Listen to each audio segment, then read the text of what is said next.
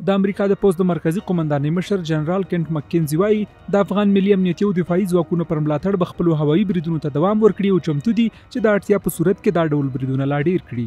جنرال مکینزي پرون ناوخته خبريالانو ته وویل د وسلوالو طالبانو هڅې دوی ناچاره کړي تر څو یې پر وړاندې هوایي بریدونه وکړي.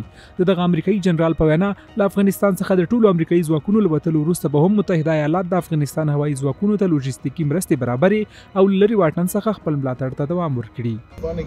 په هغه صورت کې چې طالبان خپل بریدونو ته دوام ورکړي موږ چمتو یو چې د ملاتړ دغه کچه په راتلونکو اونیو کې لا زیاته کړو.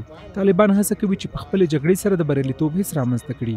هغوی غلط فکر کوي د طالبانو بریالیتوب نه پیښیږي. دا تعبیر هم نه منم چې کورنۍ جګړه به پیل شي. د کابو 3 میاشتو راهیسې چې له افغانستان څخه د بهرنیو ځواکونو وتل پیل شوي ورسره د طالبانو په بریدونو کې هم بېساری زیاتوالی راغلی دی. خو د ملي دفاع وزارت چارواکي وایي د افغان هوایي ځواک بریدونو د وسلوالو طالبانو ملا ماته کړې ده او د امریکایي ځواکونو د هوایي بریدونو پیلېدا سره به د پرمختګ مخه په بشپړه ډول ونیول شي. بل لور ته په لر او بر افغان وطن کې سیاستوال له وسلوالو طالبانو غواړي چې د سیاسي جوړجاړي برخه وګرځي او د جګړې له لارې د قدرت ترلاسه کولو تکل پرېږدي. د پښتونخوا ملي عوامي ګوند مشر محمود خان اسکزي پرون یوې سترې ولسي غونډې ته د وینا پر مهال طالبانو ته په خطاب کې وویل افغانستان کې اوس بهرنیان هم نشته او د جګړې دوام هیڅ منطق نه مني.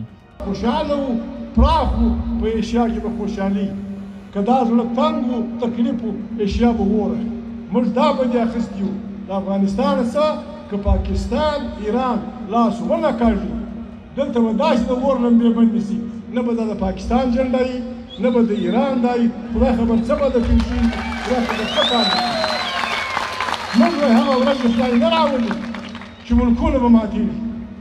په ملکونو چې ماتېږي د ښځو کور خرابېږي بچیان مري ډېر لوی تاوان کېږي. اوس هم د خیر لار د امن لار دا ده چې په افغانستان کې موږ امن ته لار برابره کړو. عزیزانو پښتونخوا ملي امن پارټۍ کارکونانو ته درخواست دا چې موږ راغلي دا په دې کې به نیم دې وبوله چې نیم پردي خلک راغلي کور یې ولا. په ټولنیزو رسنیو کې هم ګڼ شمېر افغانانو د امریکایي ځواکونو د هوایي بریدونو د بیا پیلېدا په اړه لیکنې کړي. دوی لیکلي وسلوال طالبان پخوا هم د امریکایي ځواکونو د راتګ سبب شوي وو او که بیا پاتې شي هم د دوی د ناروا جګړې له امله به وي.